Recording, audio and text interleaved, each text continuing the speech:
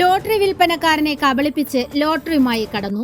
വിഴിഞ്ഞം പുളിവിള വീട്ടിൽ റിയാസിന്റെ കയ്യിൽ നിന്നുമാണ് ബൈക്കിലെത്തിയ യുവാവ് ലോട്ടറി തട്ടിപ്പറിച്ച് കടന്നത്. വിഴിഞ്ഞം ഹാർബർ റോഡ് കോസ്റ്റ് ഗാർഡ് സ്റ്റേഷന് മുന്നിൽ വെച്ചാണ് സംഭവം. ബൈക്കിലെത്തിയ യുവാവ് റിയാസിനോട് ലോട്ടറി വാങ്ങി നോക്കുകയും കയ്യിലുണ്ടായിരുന്ന ലോട്ടറികളുടെ പണം ലോട്ടറി മൊത്ത വിതരണ കടയിൽ ഏൽപ്പിക്കാമെന്ന് പറഞ്ഞ് ബൈക്ക് ഓടിച്ചു പോകുകയായിരുന്നുവെന്ന് പരാതിക്കാരൻ പറഞ്ഞു. നാട്ടുകാരുൾപ്പെടെ പിന്നാലെ പോയി തിരച്ചിൽ നടത്തിയെങ്കിലും കണ്ടെത്താനായില്ല. 1000 രൂപയുടെ ലോട്ടറികൾ നഷ്ടപ്പെട്ടതായി വിഴിഞ്ഞം പോലീസിൽ പരാതി നൽകി. ഞാൻ ഈ റോഡിൽ നിൽക്കുകയായിരുന്നു. അപ്പൊ ഒരു സാധനം മൊബൈലിൽ ഒരു കോൾ വിളിക്കാൻ വേണ്ടി ഞാൻ നോക്കിയതാണ്. അപ്പൊ എന്റെ കയ്യിൽ പൈസ ഇല്ലായിരുന്നു ആ സമയം.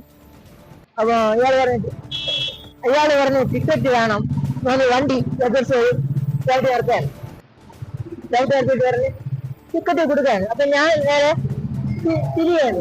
ഇവിടെ ഇന്ന സമയത്ത് തിരിഞ്ഞ് ടിക്കറ്റ് എല്ലാം കൊടുത്ത് പൈസ പൈസ കടയില് ലോട്ടറി കടയിൽ അവിടെ കൊടുത്തേക്കാണ്.